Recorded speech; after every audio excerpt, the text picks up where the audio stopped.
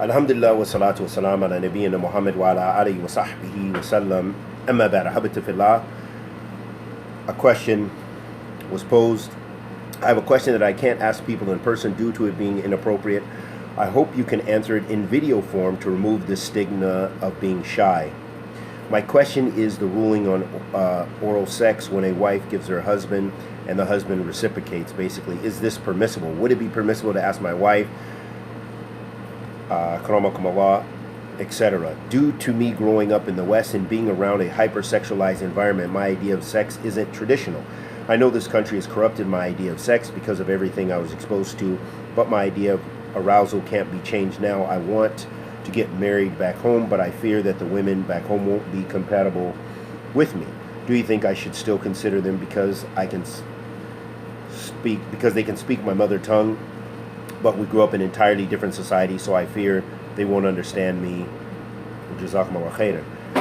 There are many points here, and I guess I will just simplify things by saying there is a lot of information out there, sound information, about the ruling of oral sex, so we're not going to talk about that issue. But compatibility we will talk about. That it is important, I believe, in this time, because as you mentioned, of our various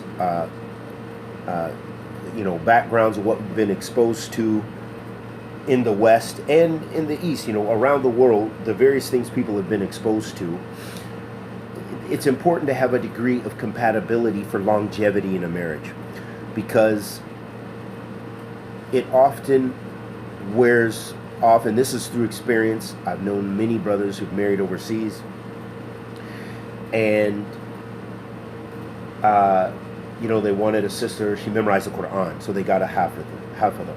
Or they wanted a sister, she was religious and she's Salafi and this and that. And these are excellent characteristics and traits.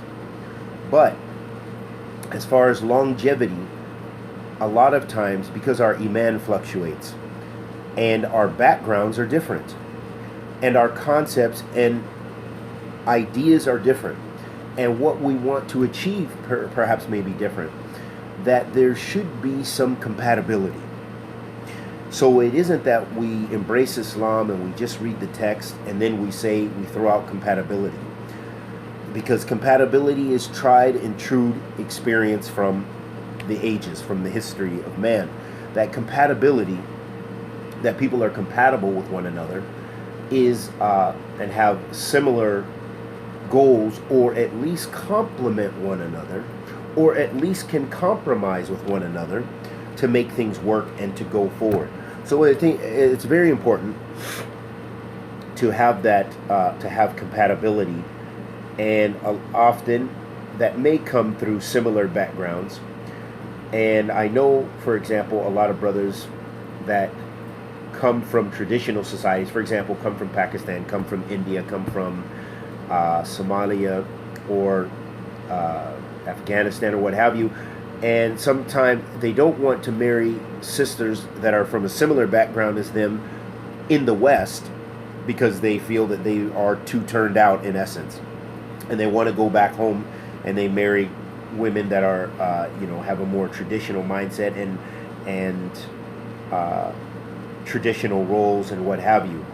And sometimes this is good for them, and some it doesn't work exactly because of that reason of the incompatibility and so on and so forth. So the point being is, it is important to look for, have some thread of compatibility, that you understand one another, you can vibe with one another, and that perhaps you have similar goals, because those are things which help to strengthen and keep the marriage going. And we know the Prophet ﷺ mentioned that a woman should be married for 4 things, and the one who is successful, the one who's choosing the best, is the one who chooses her for religion.